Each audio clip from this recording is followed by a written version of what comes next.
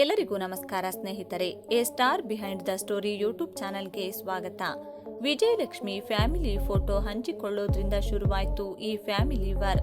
ವಿಜಯಲಕ್ಷ್ಮಿ ಹಾಕಿದ್ದ ಫೋಟೋ ನೋಡಿ ಪವಿತ್ರ ಗೌಡ ತಮ್ಮ ಮತ್ತು ದರ್ಶನ್ ಅವರ ಮಗುವಿನ ಜೊತೆಗಿರುವ ಫೋಟೋಗಳ ಕೊಲೈಜ್ ಮಾಡಿ ಈ ಸಂಬಂಧಕ್ಕೆ 10 ವರ್ಷ ಎಂದು ರೀಲ್ ಒಂದನ್ನ ಪೋಸ್ಟ್ ಮಾಡಿದ್ರು.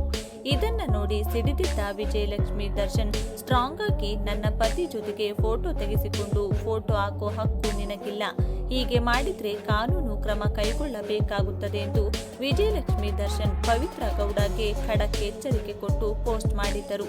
ವಿಜಯಲಕ್ಷ್ಮಿ ಪೋಸ್ಟ್ಗೆ ಒಂದು ದಿನವೆಲ್ಲ ಯೋಚಿಸಿ ಇದೀಗ ಪವಿತ್ರ ಗೌಡ ಅಷ್ಟೇ ನೇರವಾಗಿ ಉತ್ತರ ಕೊಟ್ಟಿದ್ದಾರೆ.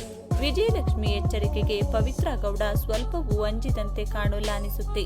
ಸದ್ಯ ವಿಜಯಲಕ್ಷ್ಮಿ ಮತ್ತು ಪವಿತ್ರ ಗೌಡ ಫ್ಯಾಮಿಲಿ ವಾರ್ನಲ್ಲಿ ದರ್ಶನ್ ಇನ್ನು ಎಂಟರ್ ಆದಂಗಿಲ್ಲ. ಸದ್ಯ ದರ್ಶನ್ ಕಾಟೇರ ಸಕ್ಸಸ್ ಅನ್ನ ಅಭಿಮಾನಿಗಳ ಜೊತೆ ಸಂಭ್ರಮಿಸೋದ್ರಲ್ಲೇ ಬ್ಯುಸಿಯಾಗಿದ್ದಾರೆ.